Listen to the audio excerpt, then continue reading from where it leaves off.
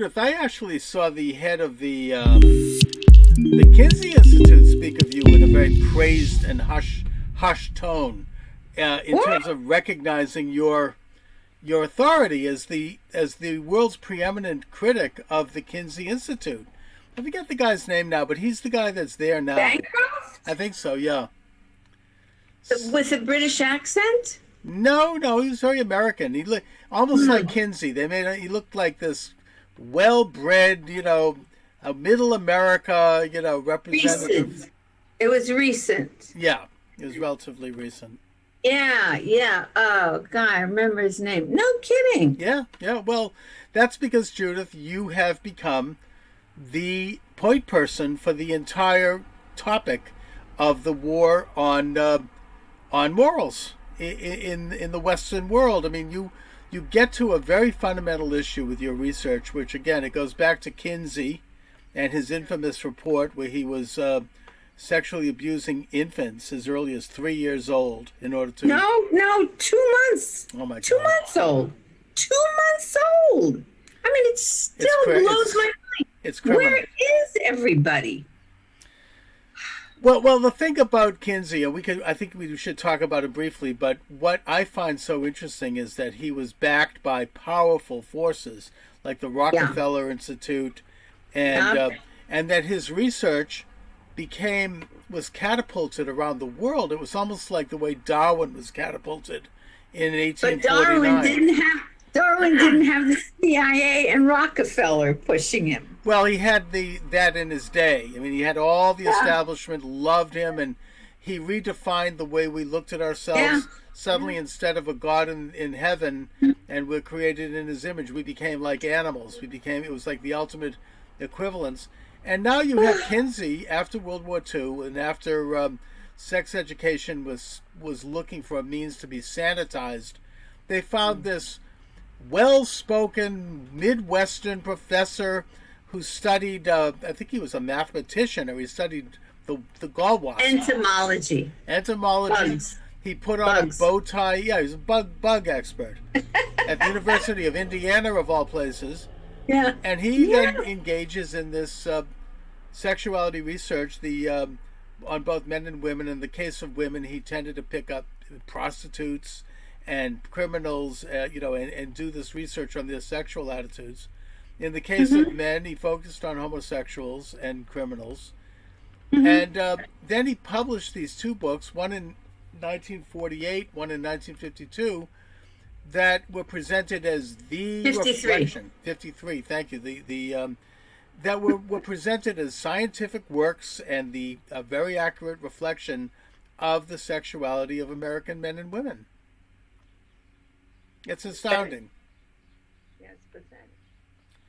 But what was really, what really struck me, Chuck, do I call you Chuck or Chuck is Chuck? fine. What? Chuck is Okay. fine. What really struck me was why?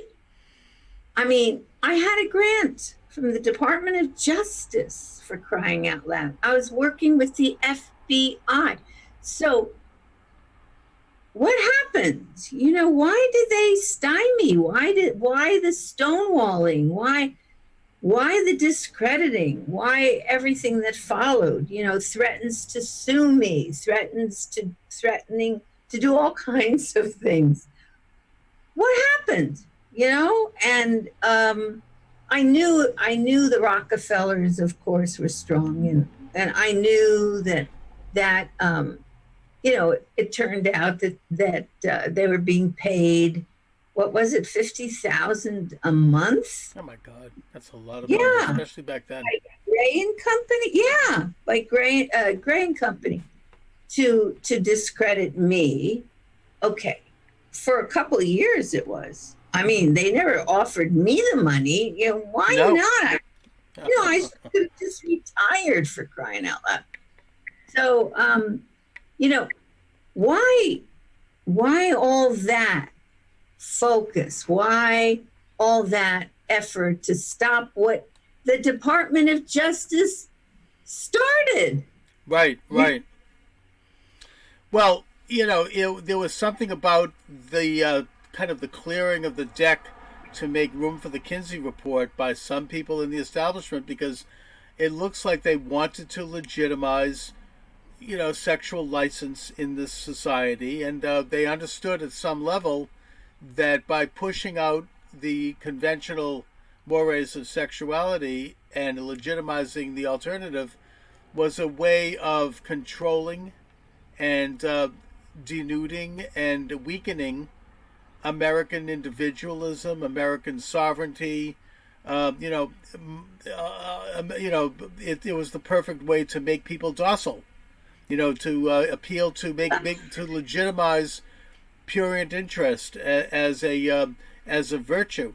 And the thing that's also troubling about the Kinsey reports were that they ended up being used in courtrooms to legitimize various sexual laws that had been in place and to throw them out. It led to it eased divorce laws and I'll never forget.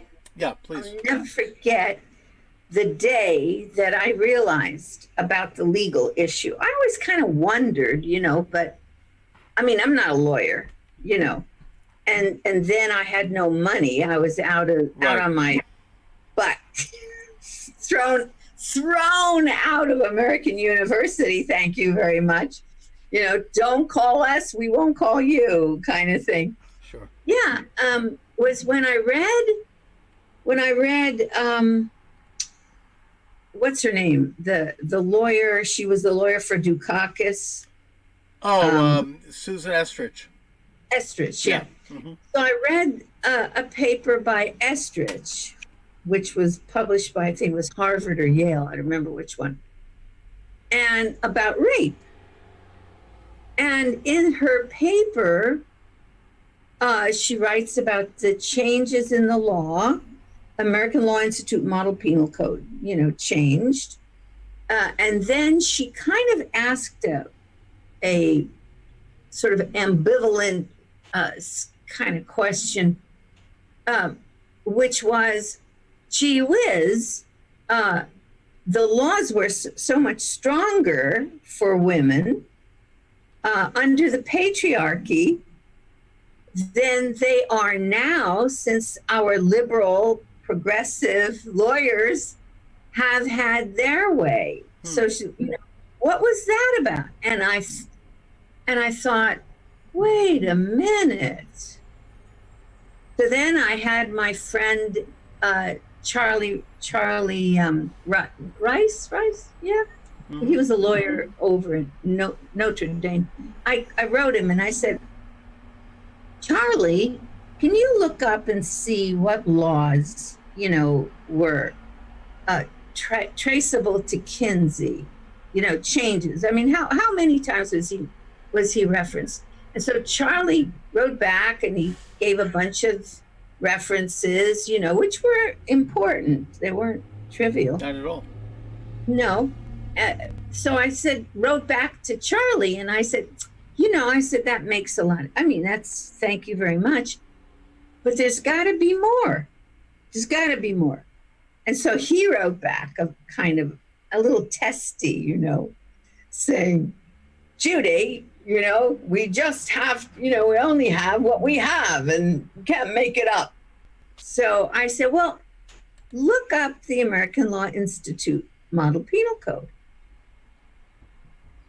How often has that been referenced? From when to change the American laws? Well, it turns out that their very first draft in 1955 on sex offenses, it was 100% Kinsey, sodomy, Americans are all doing this, right? So, and the most recent was 2003 in the Lawrence versus Texas sodomy decision, where Kennedy, smart man that he is, not, quotes from the 1955 Model Penal Code, American Law Institute Model Penal Code, and says, based on this, the code, this is what they found, blah, blah. Sorry. that model penal code was completely in 1955 standing on the sodomy statutes that derived from Kinsey. What, there were 6 pages to him, devoted to Kinsey? What? But it was too So late. you had Kinsey's studies, which have now been proven by you, Judith, almost single-handedly to be, there you go, to be false and to be agenda-driven and to be completely unscientific, used as a means to change American laws by weakening morals laws. I mean, whether it be divorce, pornography, rape, sexual assault.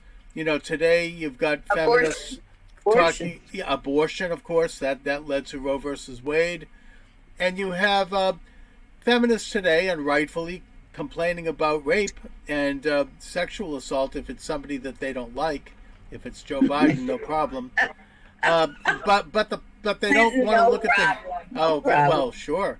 But if you look at the history of that, you'll find that it literally was weakened by the Kinsey report. But even worse, it really affected the culture. It affected the way we see ourselves. It affected Hollywood.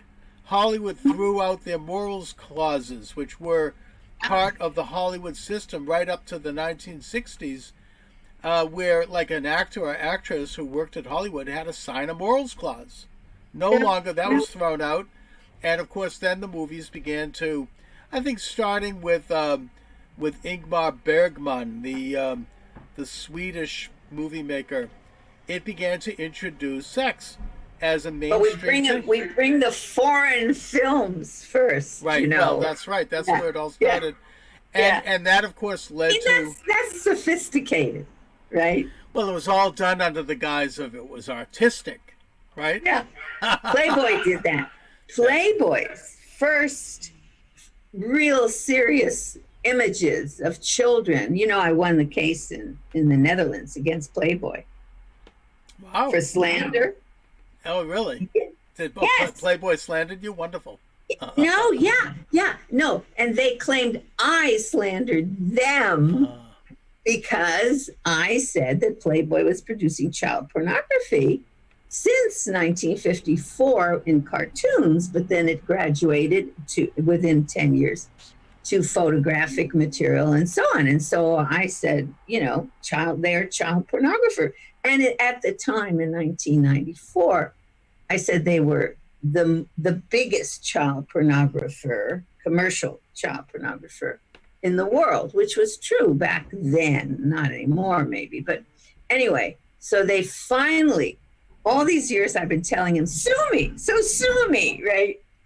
And they tried in Amsterdam, in the Netherlands, thinking they were going to get a more liberal audience there. Oh yes, of course. My gosh. So I'll never forget it. So the TV show that I had said this, on, it was a Christian television show. They were panicking. We're going to lose everything. We're going to lose, and then they're going to put us in jail. And so I said, it's okay. It's scary. So, yeah. So I filled the trunk kind of, full of original pictures with the dates, with the page numbers and everything, and shipped it out. And the judge looked at all that and he said, Dr. Eastman has proven that this is child pornography. There's no question about it. This is a child's in bed with an old man, she's not clothed, or whatever. And this was before, and then of course there were the photographs. And he said, I guess it was a he, must have been a he. So they refused to grant Playboy the decision. They ruled in my favor. And so then Playboy, I'm sure it must have been Burton Joseph, their lawyer. He detests me. Okay, so then they complained. Playboy said, well, we want you to, re-examine. And so the judge said, well, you can do that in your country. I think you have the resources. Why don't you sue her in your country? Which they would never do then, and they still will not do now. And let me announce on your program, please sue me for saying what I said, that you're producing child pornography, and you've been producing, since the 50s. You can sue me here. Perfectly reasonable. Judith, what is their agenda exactly? I mean, we know that they're trying to strip away the innocence of children. And that can be as young as you say, like infant. Yeah. We know that, Planned Parenthood, for example, gives sex ed counseling to public schools where they rationalize such activity by saying, well, I mean, sex is everywhere, so why not have it in the schools? We have to show them. We have to teach them. We have to teach them how everything works. Exactly. Both backwards and forwards. Well, I guess that I'm asking you, why are they doing this? I mean, are they crazy? I mean, what's going on here? No, not crazy. I mean, it's the brave new world. It's the new world order. As I have recently traced, I didn't think I could see anything new that I hadn't reported on about Kinsey, for crying out loud. But I got a 1951 Look magazine article, which in the mail from a colleague. It said, we thought you'd be interested in this. Whoa. And it was never, the one that they sent me is not even on Indiana University Kinsey Institute site. I mean, they don't have it anywhere. Right. They have have this one. So and that article. Yes, we're getting some. I'm getting some interference there. Oh well.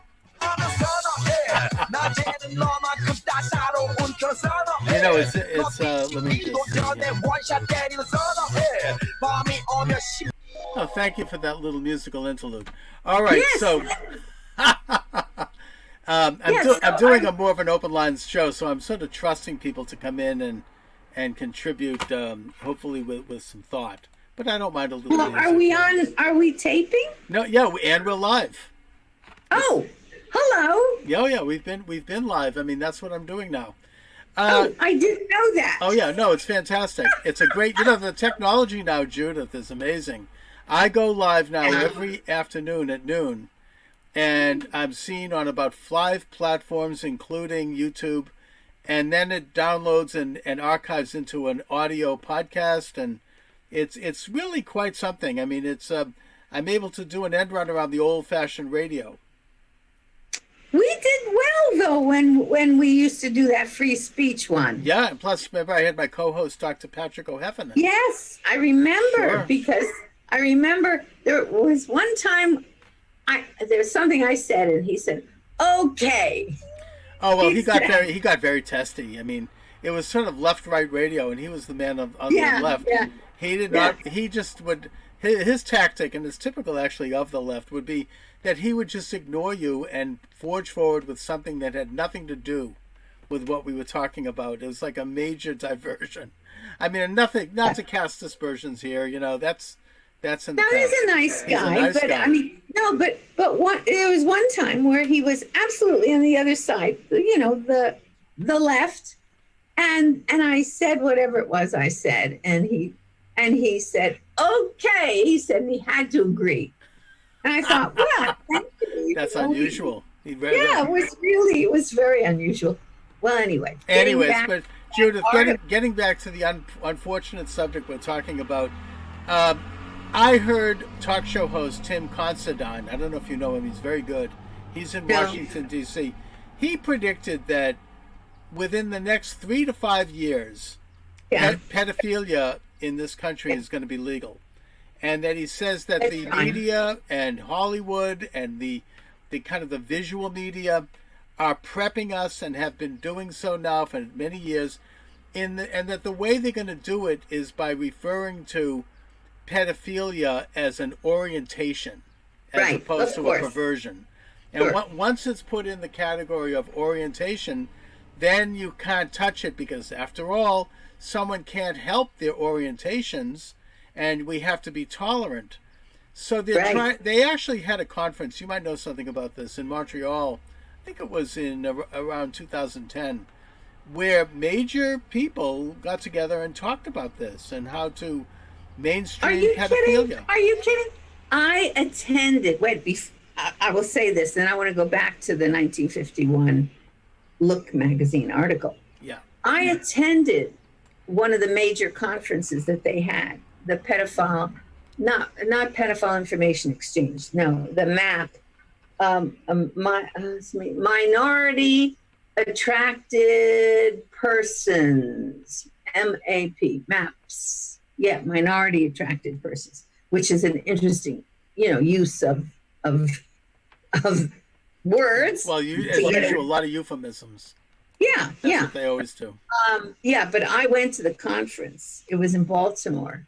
The reason I went was because, it was a good thing to go to, but was because Dr. Fred Berlin was identified as their keynote speaker, Johns Hopkins. And Fred Berlin at Johns Hopkins I think it's still running, has a grant on child abuse. He's a, pleader for don't, but his special pleading is do not make the pedophile into a monster, because he may be you. And if not you, he may be your brother, your father, and so on. Well, okay, increasingly as pornography becomes an addiction, or it doesn't have to be an addiction. I mean, Right. My gosh, kids can just, in adults, you can just look at one that just drives you and act out on it. 1, 2, 3. You don't have to be addicted. So anyway, where was I? I was going to make a point. It was at the conference. Yes. Fred Berlin, Dr. Fred Berlin, was at that conference, and they did not expect that somebody like me would show up, right?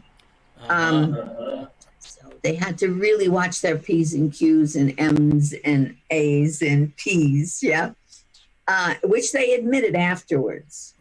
They thought I was going to bring the police with me. I brought Matt Barber from the university with me instead, big guy, Anyway, but the plans are clear. There were, people there from Harvard, as well as the avant-garde pedophiles. Yes, they've been pushing pedophilia since the 60s in various ways, legally. And remember, anything that becomes legal, you can teach as right in schools, in the classroom. That's the reason we're able to teach kids how to have sodomy, oral and directional, multi-directional. That's the reason we're able to promote everything that we promote, because nobody will challenge that. So if it's legal, it's okay for them to do it. Yeah, okay. Absolutely. I have adequate documentation for our law firms, our conservative law firms, our religious law firms, to go into a courtroom and challenge all this, like they should have done with the sodomy decision, Lawrence versus Texas. But the only people that I've had pick up my work have been either liberal, progressive, or just, sheriffs or something, that have done it. So that's been a huge problem. We would not be where we are today legally or in the classroom if, in my view, my humble view, our conservative law firms and our religious law firms took the bull by the horns and really went after these guys. We should have won all these cases. No reason we didn't in the beginning. Now, as it's become more and more accepted, and we have more and more judges who are drinking at the pornography trough, either privately or publicly. I mean, as we have more and more people who are trained, we've had now 3 generations, since Kinsey. We're in big trouble. Yeah. In big. Well, they phrased it as in a libertarian context as like this is freedom and free speech, and you've got a guy like Al Goldstein, a real disgusting pig, who published Screw magazine back in the 70s, going to court and saying, well, this is free speech, and if you don't like it, that's tough. And he's fairly open about his revolutionary agenda. He was going to overthrow the social order. Which is the effort.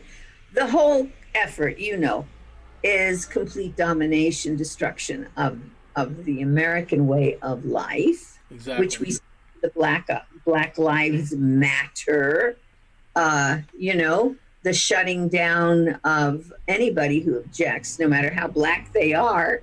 Yeah. Well, that gives them permission to go in and loot black neighborhoods and burn black businesses and kill black people.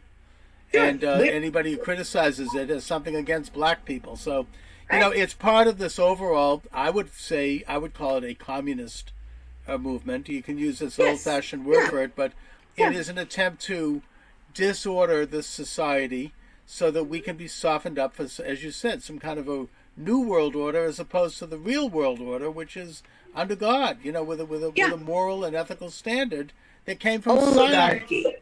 Yeah, oligarchy versus God, theocracy. Well, not even that. I mean, we had a nice balance in this country, a really nice balance with our Constitution, so long as it was listened to and adhered to. So that was the idea. It was to destroy it. Yeah. And they've been working at it. And they have, and it's the gains are there. We were talking about the legitimization of pedophilia, which I predict, and I think Tim Considine is right. 3 to 5 years from now, it's going to be accepted. We don't. If you doubt it, just ask again. No. There's been a tremendous. People are really fighting. Look, one of the battles. Thank you very much, Catholic Church. Sure. Okay, one of the battles that makes it winnable, at least that, at least pedophilia, has been the attack on the Catholic Church, which everybody was already softened up for. Religion.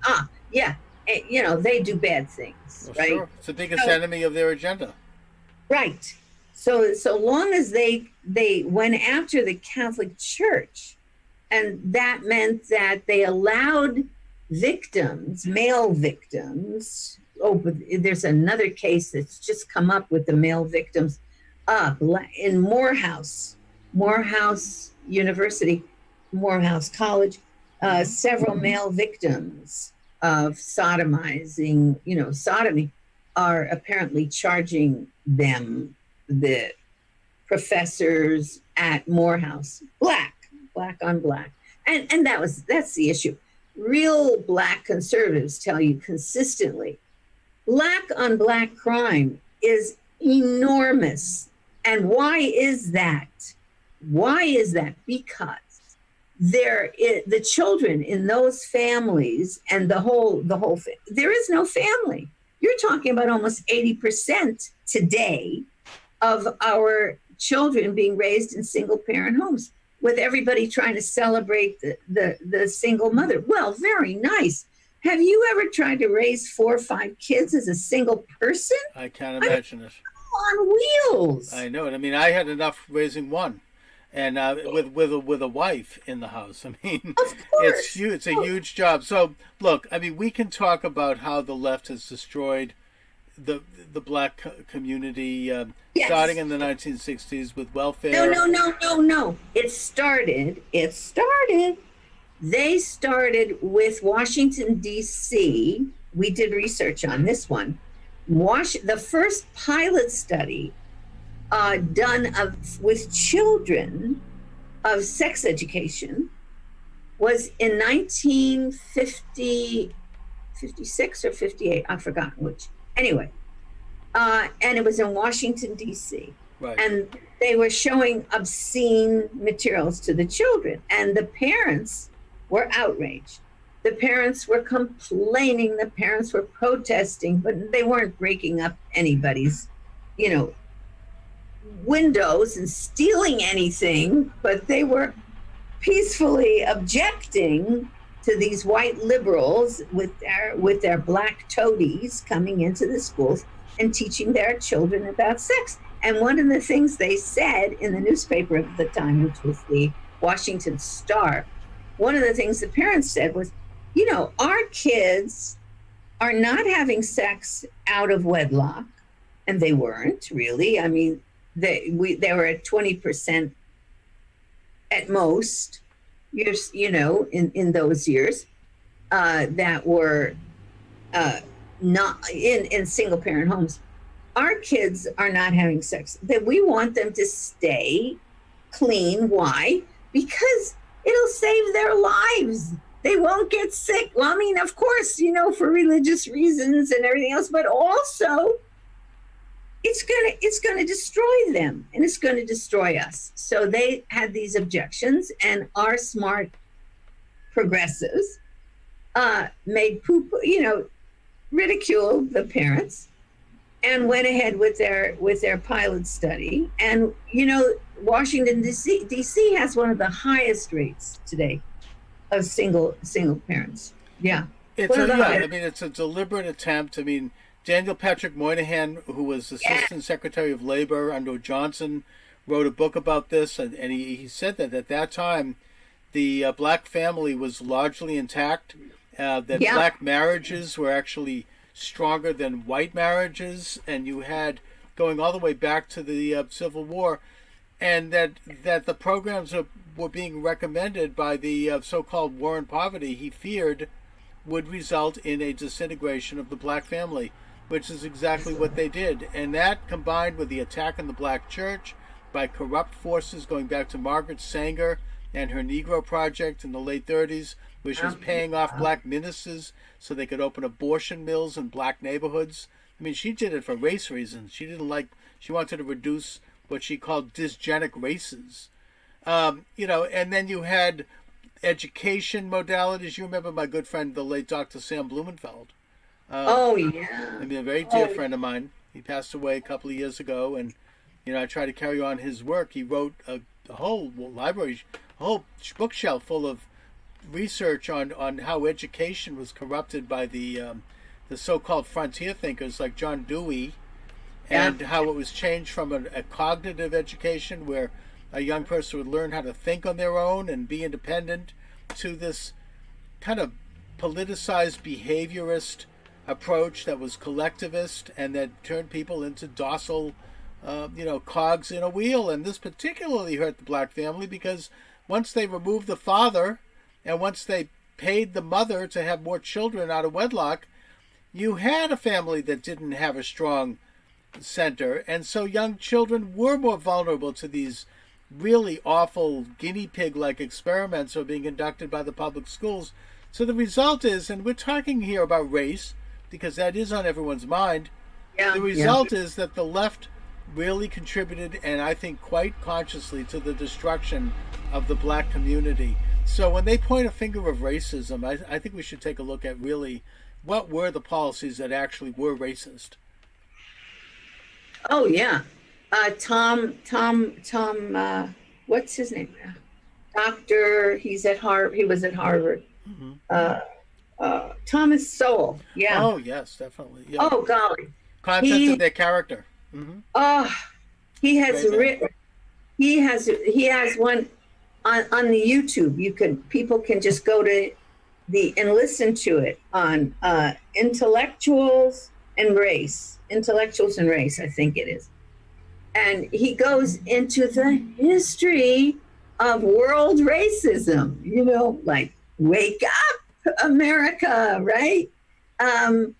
Racism has been everywhere in the world. And the point he makes here in the United States, well, one of the points is, in terms of loans to loans to blacks and loans to white, he says, one of the groups they will never include is the Asian Chinese Americans, because in every category, Chinese Americans are given preference to whites, okay, and given preference thereby to blacks, because whoever's going to pay them back is going to be, is going to be preferred.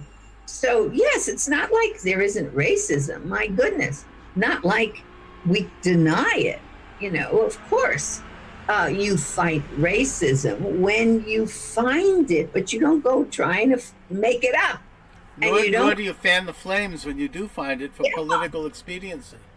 And fanning them, you're really not just fanning the flames, but starting fires. This is not the United States of America. And then lying about it as they go. I mean, even I saw the other day Stacey Abrams in Atlanta referring to this recent shooting, which was terrible, of this black man is shooting a black man for falling asleep in his car, which is a lie. That's not what happened. And it's a classic exploitation of a situation for political gain. Anyway, my guest is Dr. Judith Reisman. Here is her book, Sexual Sabotage. Check it out. It's available at Amazon and elsewhere. Judith, one of the agendas of the sexocrats, as it were, going back to Kinsey and probably earlier, and their big money backers like the Rockefellers, who, by the way, also bankrolled Margaret Sanger, is to, as a way to create their revolution and their transformation of society, they want to weaken the boundaries between men and women. They want to weaken between, most important these days in terms of what's going on in the schools, to weaken, not to weaken, to simply destroy any boundary between the child and that's established in terms of authority, their parents. I mean, we are producing. You have to get Deborah DeGroff on your show. Thank you. She's done a book called I forgot. Anyway, but it's looking at what's in your children's literature. She did an analysis of kidlit of child literature today. We're talking about in kindergarten. A is for activist. Mm-hmm. So, seriously, these a little book, which is one of those hardback tiny things that you read to your baby who can barely read. Yeah, and from there on up, books constantly now. Propagandized and a politicized. Oh, heavy propaganda, serious propaganda. And it's all to undermine the family and to undermine the authority of the parents, particularly the father. And but going back to, they want to blur the difference between the male and the female sex as a way of kind of creating a new kind of human being. And I mean, I even heard a rabbi who was very ultra-liberal, this was years ago, claim, and I don't see any evidence of this, that the Talmud has 6 different sexes in it, 6 different genders. I mean, they're making this stuff up. And this idea being that the man and the woman as sovereign, created in the image of God, which is the basis of the Torah, by the way, and Talmud, that this is somehow to be overthrown. It is the ultimate example of overthrowing Western society, of the Judeo-Christian belief system. And and it's now manifesting itself in not just transgenderism, but also this whole thing that what's his name, Epstein, was into, this transhumanism. Oh yeah, the transhumanism. Yeah. This idea that the human being, the sovereign male, the sovereign female, And by the way, the book of Genesis says God created man and women in his image. So he did separate them, and they both are created in the image of God. The idea is to blur those lines in every way they can and to attack people who disagree as being somehow prejudiced and ignorant.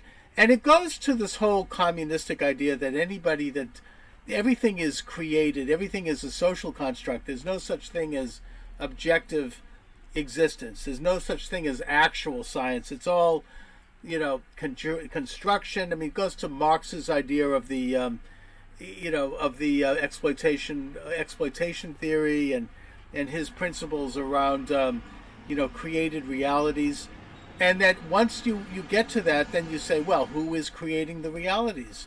The people in power. And so we have to overthrow them because they're exploiting us. And that goes to the most basic and fundamental understandings of nature. Nothing is real.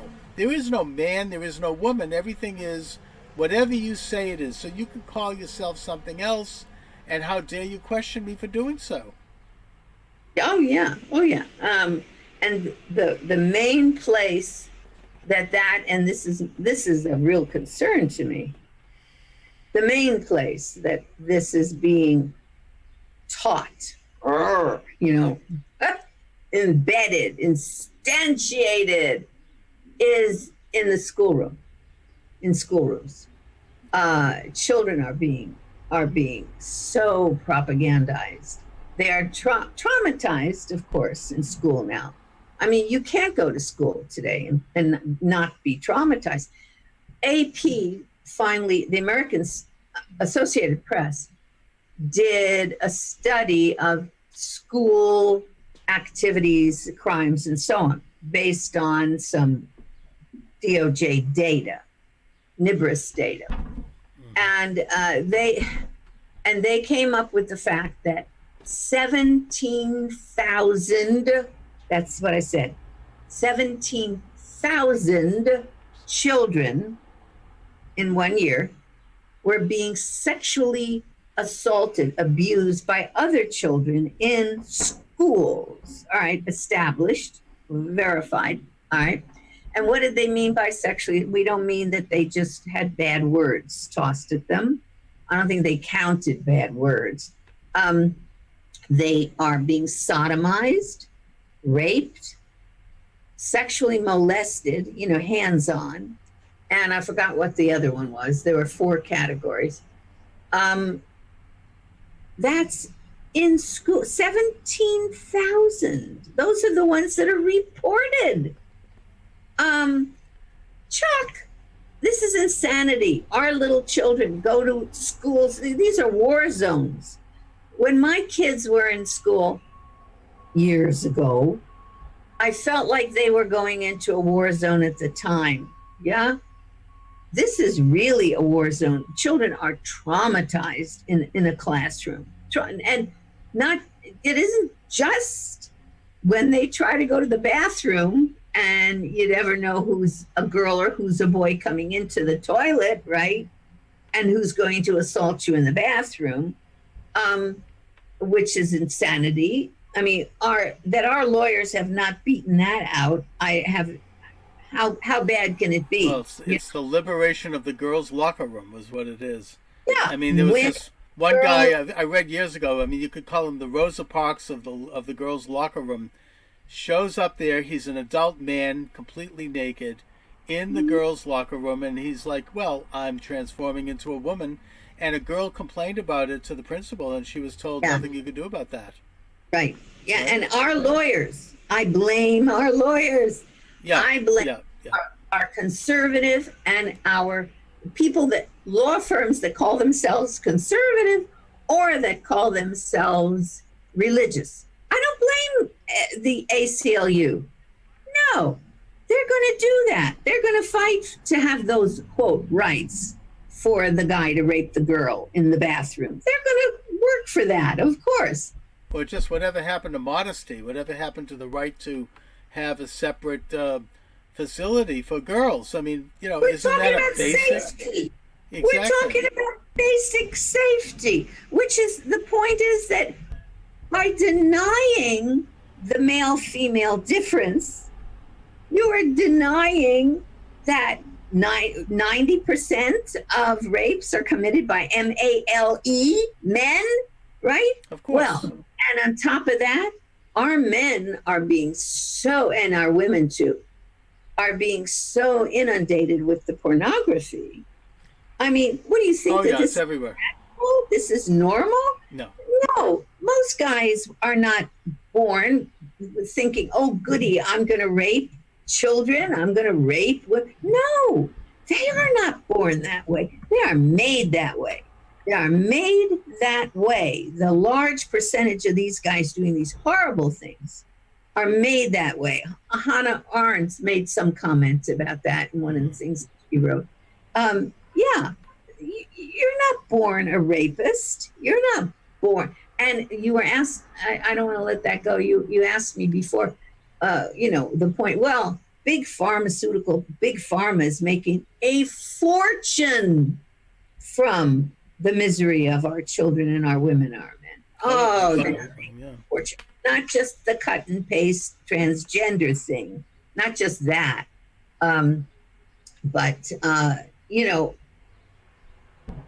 the medical services for every venereal disease. I mean, what, 3/4 of our kids, of our young people have one or another venereal disease, and they're told that's normal. I'm sorry, that's not normal. Not to mention psych drugs, and which are leading to suicide and murders. But Judith, we talked. I brushed on the topic of Jeffrey Epstein briefly, and we know that he was involved in suicide. Oh, it was suicide. Oh yeah, sure. But he was involved with these this like sex island in the Virgin Islands, and there's rumors that he's also connected to the same type of sex rings all over the world. He might have been connected to intelligence. There's always been this strange connection to intelligence anyways, going back to Kinsey. But that's a whole different subject. But the point is that, I mean, I've heard that there's a lot of this going on underground amongst very elite circles where you have people involved with pedophilia and all kinds of sexual stuff going on where they're passing around children. And that one of the reasons why, and I don't know if you know anything about this, I'm not saying this is a fact, but I've heard this, that you have people who despise President Trump the way they do is because before Trump, the average of sex traffickers and pedophiles that were prosecuted was around 200, 250 a year. When Trump became president, that number skyrocketed well into the thousands. And that he really is taking, it's kind of a quiet thing. He might talk about it more publicly, but he doesn't. But he's really taking on this sexual predator industry, is what I would call it, and it includes Hollywood, and it includes a lot of very elite people. So that might be what's motivating this absolutely diabolical hatred that some of these Hollywood-friendly types, these late-night talk show hosts, I'm not going to mention names, but night after night they are attacking Trump so viciously because he is moving in on that. He is starting to expose it, and if he's reelected, it's going to be more so. He's going to really take this thing on. What do you think? Do you know anything about that, Judith?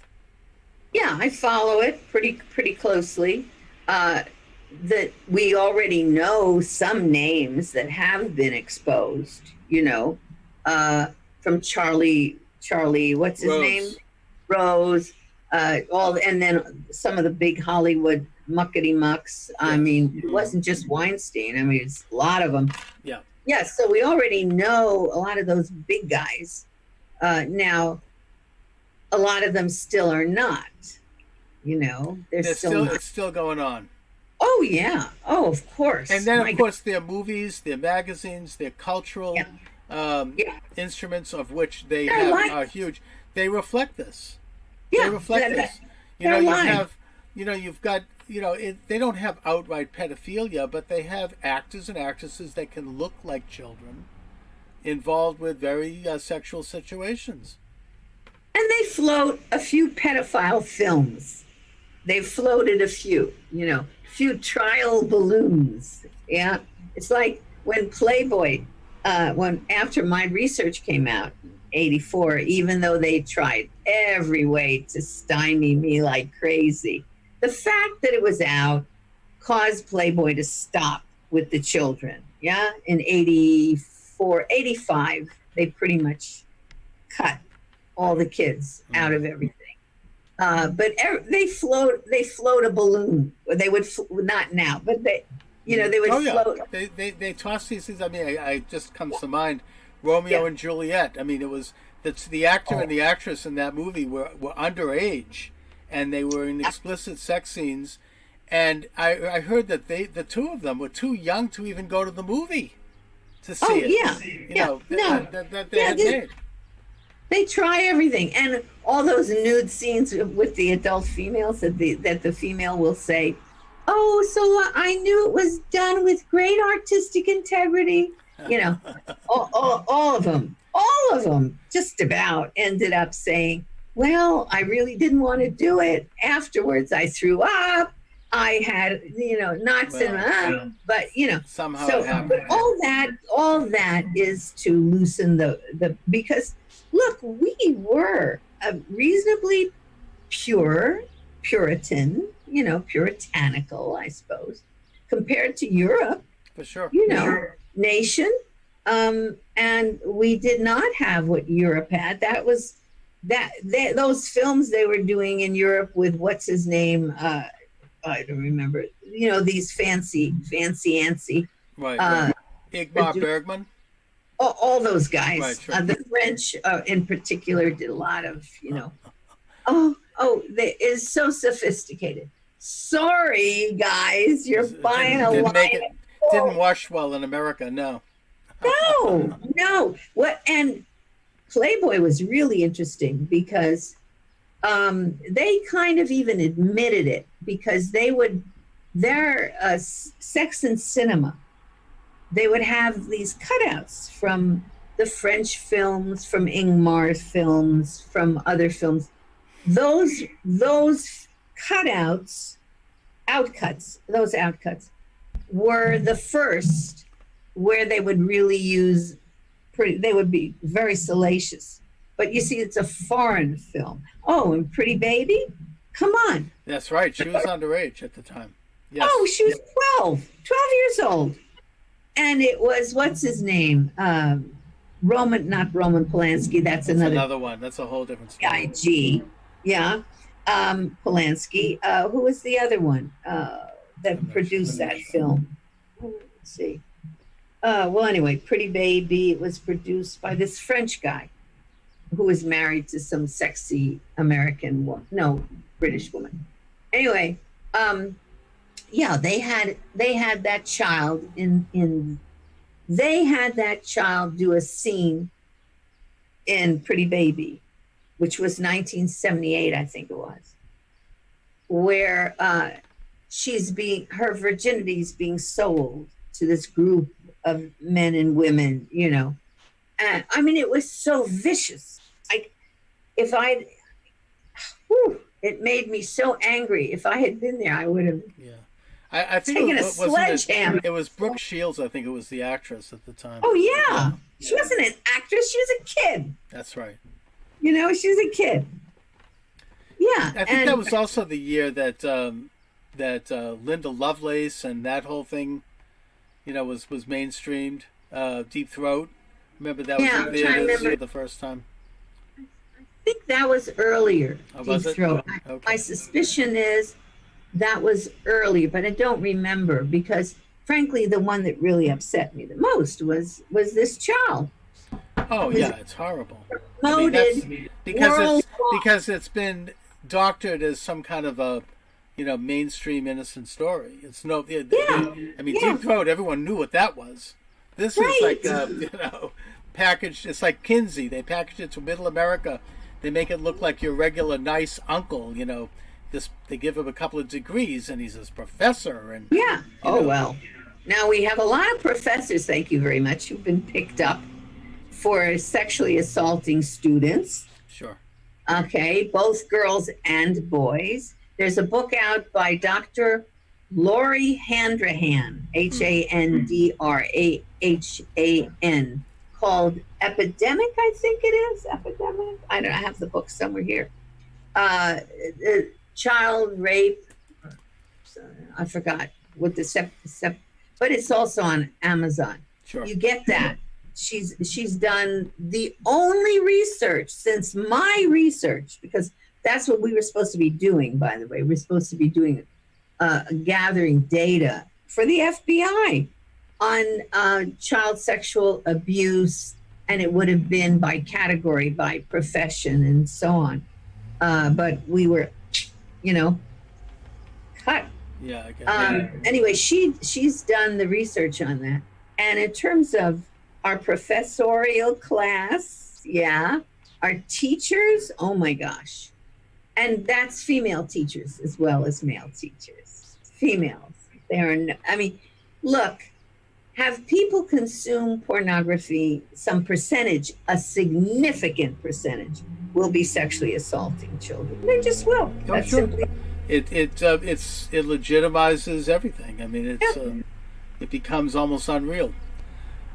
Judith, listen, I really have enjoyed the conversation. I appreciate you coming on with me today. I hope that you can be a regular of mine on this program. We should really start to develop a few more issues, especially now that we're able to put it up on YouTube and all these other networks. And mention, if you don't mind, what you're working on now, any books you want to talk about. Oh. Yes, I'm working on an oral, a podcast version of Soft Porn Plays Hardball, updating it. Excellent. I'm also working on the connection between Kinsey and MK Ultra. Oh, wonderful. We'll do a whole show on that in a couple of weeks, if you don't mind. That's a great topic. I would be delighted. Yeah, I'm getting that cleaned up and edited, and it's very shocking. Very shocking. Well, it was the time. He was at the right time in the right place, let's say. Well, that's when that thing was at its height. Yes. Although I think it's still around. I mean, I don't see any reason why it wouldn't be. Oh yeah, I think that lot of the church committee exposed a lot of it in the late 1970s, but a lot of that remained classified, and a lot of it continues. Sure. Yeah. All right, Judith Reisman. Listen, once again, thank you so much. It's wonderful to see you again. Thank you for having me back. It's pleasure. Delightful to be visual with you, right? You bet. Thank you. And I'll send you the link once it's up, and I'll talk to you soon. Thank you. Yes. Godspeed. Au revoir. Godspeed.